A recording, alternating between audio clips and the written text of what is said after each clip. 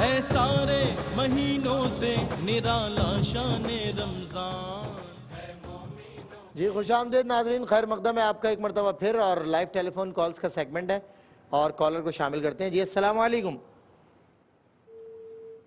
Hello السلام علیکم. جی collar ہے ہمارے ساتھ. السلام علیکم. میرے دو سوال ہیں. جی کیا پوچھئے. میں قربانی گھر کے علاوہ کہیں اور کروا سکتی ہوں؟ کیا کس کے علاوہ؟ قربانی گھر کے علاوہ کہیں اور کروا سکتی ہوں؟ قربانی گھر کے علاوہ کہیں اور کروا سکتی ہیں. چلے پوچھتے ہیں. ہاں غریبوں میں. غریبوں میں ٹھیک ہے، بتاتے ہیں جہاں انشاءاللہ. غریب رہتے ہیں. اور دوسرا سوال میرا یہ ہے کہ مردہ عورت کو نہلانے کے لیے کیا دعا پڑھنی چاہیے؟ کیا مردہ عورت کو نہلاتے ہوئے کیا پڑھنا چاہیے؟ دعا کیا پڑھیں؟ ایک اور کالر ہمارے ساتھ ہیں. السلام علیکم. السلام علیکم. وعلیکم السلام. جی کیا سوال ہے؟ ہیلو ہیلو آواز آ رہی ہے؟ ہلو جی جی السلام علیکم. میں نے بات کرنے کا مفتی صاحب سے.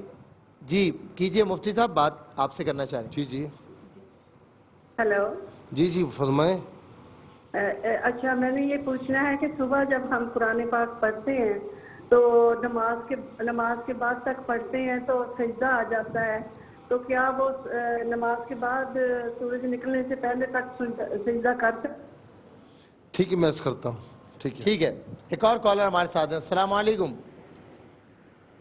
وعلیکم السلام. جی کیا سوال ہے آپ کا؟ میں نے پوچھنا تھا کہ کیا ہم زکوٰۃ کسی مدرسے میں یا فاؤنڈیشن میں دے سکتے ہیں؟ بالکل ٹھیک ہے انشاءاللہ بتاتے. مدرسے میں یا فاؤنڈیشن میں زکوٰۃ؟ جی السلام علیکم. وعلیکم السلام. بھائی کیا حال ہے بھائی؟ اللہ کرم. کیا سوال ہے آپ کا؟ بھائی ہم 9 بہن بھائی ہیں. 9 بہن بھائی. جی ہم مفتی صاحب سے یہ پوچھنا تھا کہ ہم نے بڑی بہن کی شادی کی، جی وہ ناراض ہے. ہم بہن بھائی سے اپنے والدین سے وہ ناراض ہے. ٹھیک ہے. اب پھر بڑے بھائی کی شادی کی، وہ بھی ناراض ہے اپنے ماں باپ سے. سوال کیا ہے؟ پھر اس کے بعد تیسری بہن کی شادی کی. نہیں آپ کی بہن ناراض ہے. آپ نے کہا آپ کی بہن ناراض ہے، اور بہن آپ کی اور بھائی بھی سوال کیا ہے؟ بھائی کی شادی کی. سوال اس میں آپ کا سوال کیا ہے؟ آپ سوال کیا پوچھنا چاہتی ہیں؟ ہاں بھائی بتا رہے ہیں نا. تیسری کی شادی کی، اس کی طلاق ہو گئی. اچھا. اور ہم باقی جو ہے نا 9 بہن بھائی ہیں کنوارے.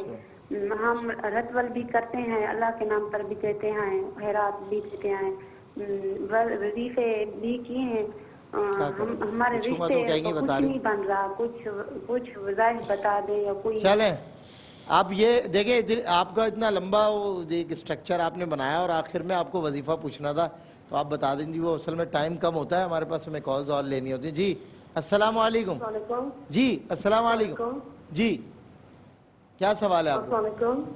وعلیکم السلام. آواز آ رہی ہے آپ کو؟ جی آ رہی ہے. تو پھر جب آپ مجھے تو جواب نہیں دے رہے. آپ کیا سوال ہے آپ کا؟ جی میں آن ایئر نہیں پوچھ سکتی، اگر آپ آف ایئر پوچھ لیں تو. آف ایئر پوچھ لیتے ہیں. آپ لکھوا دیں بھائی، ان کا سوال آپ لوگ لکھ لیں اور ہمیں بتا دیں. بریک میں مفتی صاحب کے پاس نوٹ کروا دیں. جی نیکسٹ کالر ہمارے ساتھ ہیں. السلام علیکم. جی وعلیکم السلام. جی میرے دو سوال ہیں جی. ایک زکوٰۃ کے متعلق ہے. اچھا بتائیے پوچھیے. زکوٰۃ کے پیسے الگ کر کے رکھیں اور اس میں پیسے دینے ضروری ہیں یا کسی کو کچن کا سامان لے کر دے دیں، کپڑے یا جوتے وغیرہ اس طرح کی کوئی چیزیں لے کر دے دیں؟ زکوٰۃ کے پیسے اکٹھے ہیں، یہ کہہ رہے ہیں پیسے دینا ضروری ہے، کسی کو کچن کا سامان لے کے دے دوں یا تحفہ دے دوں، کیا ہے اس طرح؟ جی السلام علیکم. وعلیکم السلام. جی کیا سوال آپ کا؟ بھائی میرا سوال یہ ہے کہ میری امی بہت زیادہ بیمار ہیں اور آپ سے اور تمام علماء کرام سے گزارش ہے کہ دعا کریں اور امی کے روزوں کا فدیہ دے سکتے ہیں. اچھا امی کے روزوں کا. امی صحیح ہے، امی روزے نہیں رکھ سکتی یقیناً. ٹھیک ہے نیکسٹ کالر ہمارے ساتھ. السلام علیکم. السلام علیکم. ہلو السلام علیکم. وعلیکم السلام. سر یہ سوال پوچھنا تھا جی کہ اگر گدا ناپاک ہو جی بیڈ کا میٹرس وغیرہ اور اس کے اوپر کوئی چادر وغیرہ پاک کر دی جائے, پاک رکھی ہو, تو کیا وہ بیڈ جو وہ تصور پاک تصور ہوگا یا گدا ناپاک ہو اور اس کے اوپر چادر اگر صاف رکھی ہوئی ہے تو کیا پاک تصور کیا جائے گا؟ اچھا ایک اور کالر ہمارے ساتھ ہیں. السلام علیکم. غالباً لائن ڈراپ ہو گئی. چلیں نیکسٹ. السلام علیکم. السلام علیکم. ہلو السلام علیکم. وعلیکم السلام. جی کیا سوال ہے آپ کا؟ سر میں یہ پوچھنا ہے, ہمیں ایک بندے سے 1 لاکھ روپیہ لینا ہے, سر وہ دے نہیں رہا, اس لیے کوئی وظیفہ بتائیں. اچھا چلیں ایک اور کالر ہے. السلام علیکم. بھائی میرے بھی نہیں دے رہا ایک بندہ پیسے, میں بھی بچہ ہے نا, آپ کے ذریعے میری مدد ہو جائے گی. میں روز فون کر رہا ہوں, فون نہیں اٹھا رہا میرا. جی السلام علیکم. السلام علیکم. ہیلو صاحب, مجھے بھی اپنا ایک وہ لیندار یاد آ گیا تو وظیفہ بتا دی. السلام علیکم. ہیلو جی کیا سوال ہے آپ کا؟ ہیلو جی السلام علیکم. جی وعلیکم السلام. کیا سوال ہے آپ کا؟ میرا سوال یہ تھا کہ اگر 4 سنتیں ہم اس طرح پڑھتے ہیں تو اس میں ہم ہر رکعت میں سورہ اخلاص پڑھ سکتے ہیں؟ 4 سنتیں اگر ہم پڑھتے ہیں تو ہر صورت میں سورہ اخلاص پڑھی جا سکتی ہے یا نہیں؟ اور کیا سوال ہے؟ ہر رکعت میں. یا کیا سوال تھا؟ یا اب وہ ٹی وی پہ اپنا سوال سن رہے ہیں نا, آپ اگلا کالر دے دیں, وہ اپنا ریپیٹ ہوتا ہے نا دوبارہ 2 سیکنڈ کی ڈیلے سے. تو اچھا پتہ نہیں ہماری آواز کیسی آتی ہے ٹی وی پر, اس سے بھی دیکھیں بندہ پھر اپنی چیزیں اپنے کوئی نقص ہوگا تو وہ چیک کر لے گا. تو بھائی کالر سے گزارش ہے کہ آپ اپنی آواز ٹی وی پہ نہ چیک کیا کریں, خدا کے واسطے آپ ہم سے بات کر لیا کریں اور وقت بچایا کریں. جی مفتی صاحب جوابات کی طرف آئیے. اچھا ایک سوال یہ ہوا کہ پرائز بانڈ جو ہیں یعنی فکس پرائز بانڈ رکھے میں انہوں نے جس میں سالانہ انعام ملتا ہے اینول, اور اسی طریقے سے سالانہ کچھ فکس رقم بھی ان کو ملتی ہے. تو دیکھیں پرائز بانڈ تو وہ جائز ہیں کہ جس میں عام طور پر انعام نکلتا ہے اور آپ کی رقم بھی محفوظ ہوتی ہے, یعنی جتنے کا پرائز بانڈ ہے اتنی رقم آپ کی محفوظ ہے, اور انعام نکل گیا تو ٹھیک ہے, نہیں نکلا تو آپ کی رقم محفوظ ہے, تو وہ پرائز بانڈ تو جائز ہوتے ہیں. اسی لیے ہم پرچی کو بھی ناجائز اور حرام کہتے ہیں کہ اس میں جوئے کی شکل آ جاتی ہے. تو اب ایسا کہ جس میں سالانہ انعام نکلتا ہے اینول, وہ تو ٹھیک ہے, لیکن جو فکس پروفٹ مل رہا ہے یہ لینا ٹھیک نہیں ہے, تو ایسا رکھنا بھی ٹھیک نہیں ہوگا. پھر ایک سوال یہ ہوا اسلامک بینکنگ کے حوالے سے. بات یہ ہے کہ یعنی یوں سمجھ لیں کہ جڑوں میں یوں اس کو میں ایک مثال دیتا ہوں کہ کنویں میں ایک گاؤں دیہات میں کسی مولوی صاحب کے پاس لوگ آئے کہ حضور کنویں میں کتا گر گیا ہے, اس نے کہا پانی پاک کرو.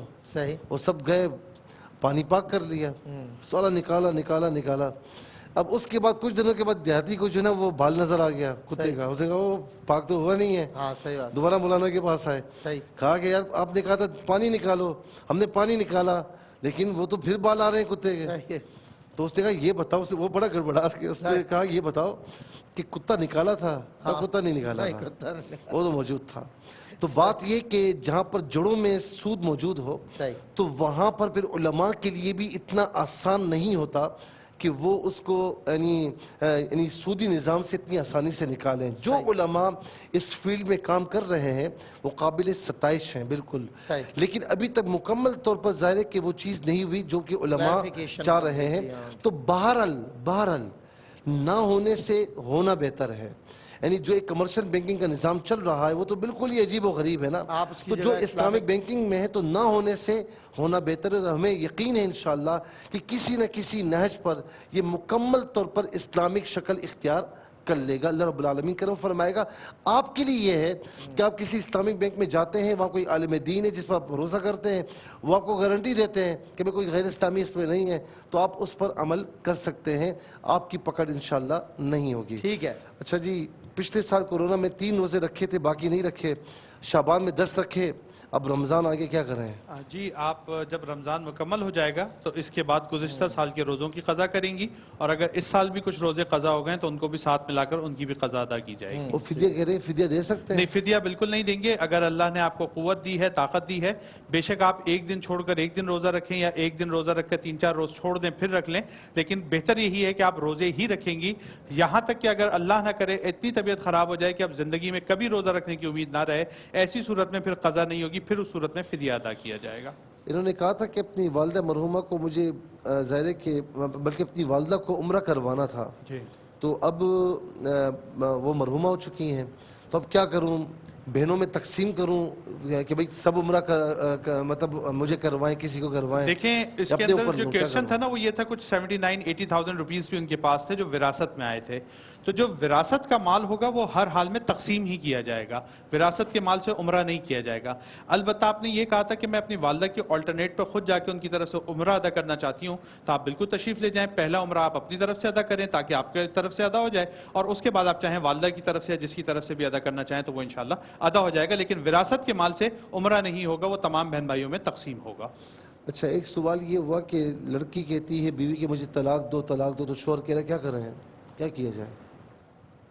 طلاق دینے کا حق شوہر کے پاس ہی ہے، لیکن عورت کے مطالبے پر یہ دیکھنا ہوگا کہ اس کے مطالبے کی نوعیت کیا ہے، اس لیے کہ اللہ تعالیٰ نے یہ جو حق دیا ہے مرد کو اسی وجہ سے کہ عورتیں جلد بازی میں ایسے فیصلے کر جاتی ہیں جس سے ان کی زندگی پر منفی اثرات مرتب ہو سکتے ہیں، لہٰذا خاندان کے بڑوں کو بٹھائیں اور اس کے بعد پھر اس جو بھی مسئلہ ہو فریقین کو بٹھا کر اس مسئلے کو حل کیا جائے، اس میں شکایت جواز جو ہے جس وجہ سے مطالبہ کیا جا رہا ہے اگر وہ شکایت جائز ہے تو اس کو دور کرنا چاہیے۔ اچھا، اس کے بعد ایک سوال یہ ہوا کہ فطرہ وغیرہ مدرسے میں دیا جا سکتا ہے؟ زکوٰۃ فطرہ یہ مدرسے میں دیا جا سکتا ہے، اور اس مدرسے کے جو پھر ذمہ داران ہیں وہ اس کو اس کے شرعی تقاضوں کے مطابق اس کو صرف کرتے ہیں، بلکہ اس میں زیادہ بہتر یہی ہے کہ انہی کو دیا جائے، ٹھیک ہے نا؟ ہاں البتہ جو غربا و مساکین آپ کے گرد و جوار میں موجود ہیں جن کو آپ خود جانتے ہیں ان کو یقیناً دیں، لیکن جو عمومی طور پر لوگ بھکاری بن کر مانگ رہے ہوتے ہیں ان کو نہیں دینا چاہیے۔ اس کا صحیح مصرف مدارس ہی ہیں، وہاں پر دیں تاکہ اللہ کے دین کا کام زیادہ سے زیادہ اس کے تحت ہو سکے۔ جی مفتی صاحب، میرا اس میں کہنا تھوڑا سا مختلف ہے کہ صحیح مصرف غربا مساکین ہے۔ اچھا اچھا، اور میں یہاں پر یہ بھی کہوں گا کہ یہ جو آرگنائزیشنز جو ہے نا پھر رہی ہیں نا، جی جی جی، اور ان کو دیکھ کر ہم بے فکر ہو جاتے ہیں، صحیح بات، تو ایسا بالکل نہ کریں۔ میں نے ان کو بنتے ہوئے دیکھا ہے، میں نے غریبوں کو بنتے ہوئے نہیں دیکھا، غریب کو بنتے ہوئے ہم نے بھی نہیں دیکھا، تو سب سے پہلے جو جو اچھے لوگ ہیں وہ اچھے لوگ ہیں، بالکل صحیح بات، ان کو ہم علیحدہ رکھتے ہیں، بالکل صحیح بات۔ اچھا، جو دوسری بات یہ کہ غربا مساکین آپ کے خاندان میں ہیں ان کا حق نہ مارا جائے، ان کو آپ دیں، ٹھیک ہے؟ اچھا، اسی طریقے سے آپ کے آس پاس پڑوس میں ہیں، آپ کے ایریا میں، پھر اگر ہوتا ہے تو پھر آپ جو دارالعلوم وغیرہ ہیں، مدارس وغیرہ ہیں جہاں پر غریب بچے پڑھتے ہیں، آپ کو اعتماد ہے وہاں پر دیں، ان کا حق ہے بالکل، جس طرح قبلہ نے بھی فرمایا ان کا بالکل حق ہے، لیکن اتنا ضرور کریں کہ جو ان کے محتممین ہیں، پرنسپلز ہیں، ان کو جا کر یہ بتائیں کہ یہ زکوٰۃ کی رقم ہے، یہ فطرے کی رقم ہے، تاکہ اس کو اس مصرف کے مطابق خرچ کیا جا سکے۔ بالکل ٹھیک ہے جی۔ اچھا، ایک سوال یہ ہوا کہ ان کی بھانجی جو ہے وہ زکوٰۃ دیتی ہیں، اپنی بچیوں کے لیے جہیز جمع کرتی ہیں، اب جہیز اگر اتنا جمع ہو جائے تو جو نصاب تک پہنچے تو اب ان پر زکوٰۃ ہوگی یا نہیں ہوگی؟ یہ بڑا اچھا سوال ہے کہ خود زکوٰۃ لے کر جہیز جمع کیا، اب جہیز جمع ہو گیا، اب کیا کریں؟ اس کا صحیح طریقہ یہ ہے، دیکھیں اگر اتنا آپ کی ملک ہے، آپ کے پاس ہے، جمع ہو چکا ہے تو مسئلہ بنے گا۔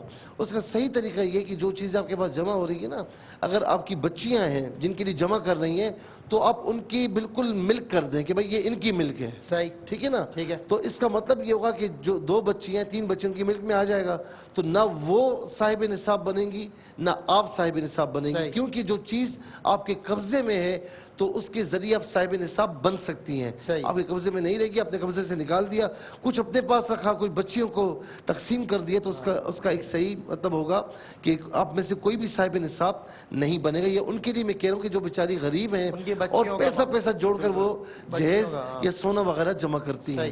اچھا، اس کے بعد ایک سوال یہ ہوا کہ یا غوث المدد کہنا یہ جائز ہے یا 11ویں شریف کرنا جائز ہے؟ بالکل بات یہ ہے کہ جائز کہنے کے لیے نا دلیل کی ضرورت نہیں ہوتی، لیکن ناجائز کہنے کے لیے آپ کے پاس پروف اور دلیل ہونا چاہیے کہ دلیل کیا ہے۔ اور یہاں پر میں آپ کو عرض کروں کہ اللہ تبارک و تعالیٰ نے اپنے پیارے نبی علیہ السلام کے لیے خود فرمائی یا ایھا المدثر یا ایھا المزمل، یہ تو خود فرمایا نا۔ اچھا اسی طریقے سے یا ایھا الذین آمنوا یا ایھا الناس، تو پکارنا اگر کسی اور کو اللہ کے سوا شرک ہے، پکارنا اگر شرک ہے تو معاذ اللہ اللہ تعالیٰ قرآن کریم میں خود شرک تعلیم دے رہا ہے، ایسا تو ہو نہیں سکتا نا۔ اس کا مطلب ہے کہ پکارنا اللہ کے سوا شرک نہیں ہے۔ دوسری بات یہ کہ جب ہم کہتے ہیں یا رسول اللہ، جب ہم کہتے ہیں یا علی، جب ہم کہتے ہیں یا غوث اعظم، تو اس کا مطلب ہرگز یہ نہیں ہوتا کہ وہ بالفعل بلکہ فی نفسی ہی وہ خود مدد کر رہے ہیں۔ ہمارا اس میں کہنے کا مقصد یہ ہوتا ہے کہ اللہ کی عطا سے وہ مدد فرمانے والے ہیں۔ جب اللہ کی عطا درمیان میں آ گئی تو بات ختم ہو گئی۔ اور اسی طریقے سے جب ہم یا رسول اللہ کہتے ہیں یا علی یا غوث اعظم، تو یہ بطور وسیلہ ہم کہتے ہیں کہ مولا ان کے وسیلے سے ہم پر کرم فرما۔ بالکل اس بات کو سمجھنے کی ضرورت ہے، سمجھنے کی ضرورت ہے ذرا باریک۔ ایک سوال یہ ہوا کہ تراویح بیٹھ کر پڑھ لیں یا اور اس کے ساتھ 8 یا 12 رکعت؟ دیکھیں کل بھی مفتی صاحب نے اس مسئلے کی وضاحت کی تھی کہ بلا شرعی عذر اگر آپ کسی بھی سنن یا نوافل کو بیٹھ کر ادا کریں گے تو ثواب آدھا رہ جاتا ہے۔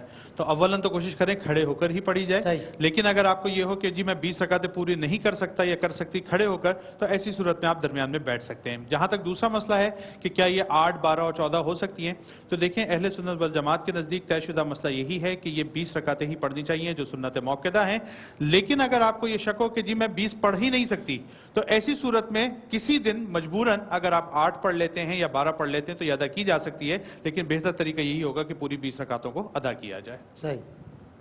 اچھا یہ 4 نوافل ہیں، 7 آیت الکرسی ہیں، 70 مرتبہ سورہ کوثر ہے، 70 سال کے گناہ معاف ہیں۔ جی ایسے ہمارے معاشرے میں نا کئی ایسے نوافل خود ہی ایجاد کر لیے جاتے ہیں کہ بھئی 200 مرتبہ سورہ اخلاص پڑھ لو، 400 مرتبہ یہ پڑھ لو، اور پھر تصور یہ کیا جاتا ہے کہ ہم نے جو گناہ کیے ہیں وہ بھی سارے معاف ہو جائیں گے اور ساری قضا نمازیں بھی معاف ہو جائیں گی۔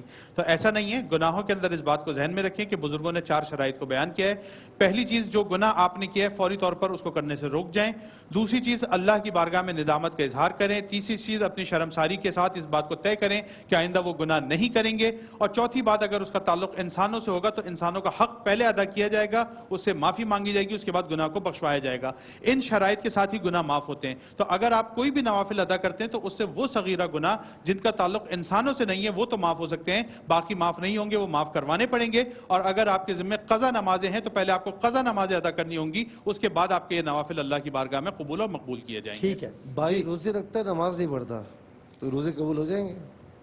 بھائی اگر روزہ رکھتا ہے اور نماز نہیں پڑھتا، اس صورت میں روزہ ایک الگ فرض حکم ہے، نماز ایک الگ فرض حکم ہے، روزہ ادا ہو جائے گا، لیکن روزے کا نہ مقصد حاصل ہو سکے گا اور نہ روزے کی روحانیت وہ حاصل ہو سکے گی، اس لیے کہ یہ کیسا روزہ ہے کہ جس کے اندر وہ خود خداوند ذوالجلال کے احکامات کی خلاف ورزی کر رہا ہے۔ بندہ نماز ادا نہ کر کے کیسا روزہ ہے جو انسان کو رب کے آگے جھکنے سے مطلب آپ ذرا سوچیں نا، بے نمازی روزے دار، یہ ایسے ہی جیسے سود خور روزے دار، حرام خور روزے دار، یہ بالکل ویسے ہی بے نمازی روزے دار، تو اس سے اجتناب کرنا چاہیے۔ صحیح فرمایا، بہت اچھا۔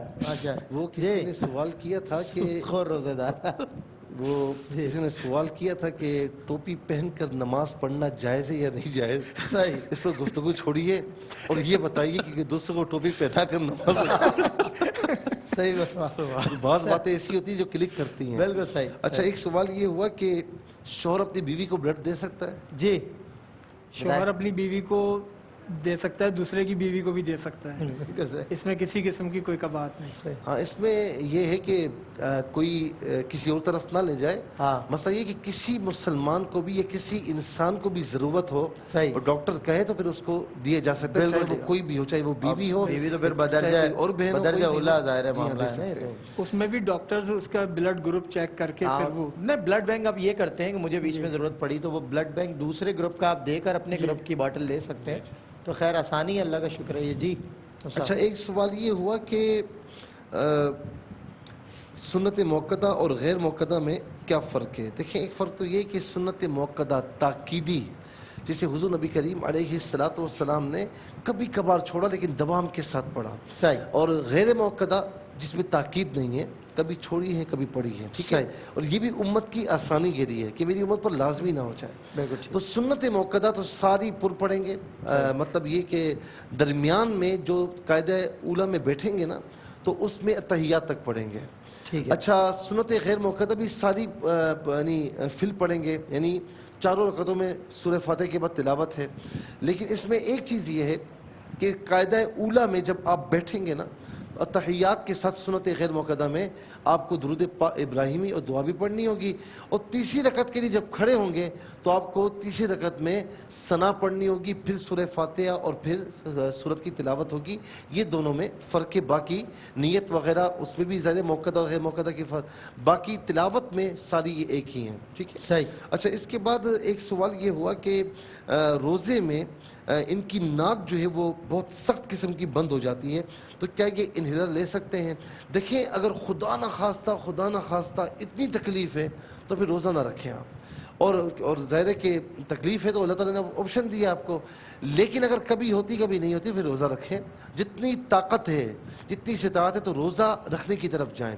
اچھا انہیلر لینے سے روزہ فاسد ہو جائے گا آپ کا، اس کا طریقہ یہ ہے کہ آپ بام وغیرہ ناک کے اوپر لگا لیں، یا کوئی ٹھنڈک والی چیز منٹ والی چیز جو سجیسٹ کی ہو ڈاکٹر نے وہ آپ ناک کے اوپر لگا لیں تو اس سے انشاءاللہ کافی آرام ہو جائے گا، اور تھوڑی سی تکلیف برداشت کریں گے تو اللہ تبارک و تعالیٰ کو اس کا بڑا اجر و ثواب بھی عطا فرمائے گا۔